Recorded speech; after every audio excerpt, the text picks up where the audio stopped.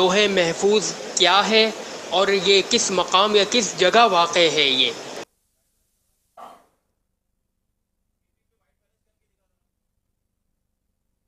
لوح عربی زبان میں تختی کو کہتے ہیں.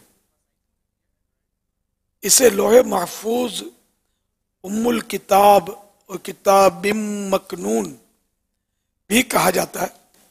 شیاطین کی دسترس یعنی پہنچ اور کمی بیشی سے پاک ہونے کی وجہ سے اسے لوح محفوظ یعنی محفوظ تختی کا نام دیا گیا ہے. حوالہ تفسیر بغوی جلد 4 پیج نمبر 440. عقیدہ: لوح محفوظ اور قلم پر ایمان رکھنا واجب و ضروری ہے. لوح محفوظ کہاں اور کتنی بڑی ہے؟ لوح محفوظ عرش کے دائیں یعنی سیدھی جانب ہے، رائٹ سائڈ پر ہے عرش کے. تفسیر قرطبی کے حوالے سے یہ بیان ہوا.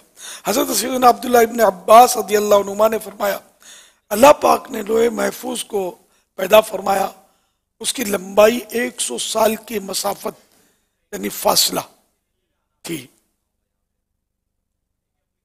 تفسیر ابن کثیر میں ہے کہ لوح محفوظ کی چوڑائی مشرق و مغرب کے فاصلے کے برابر ہے، یعنی ایسٹ ویسٹ میں جتنا فاصلہ ہے اتنے فاصلے کے برابر ہے.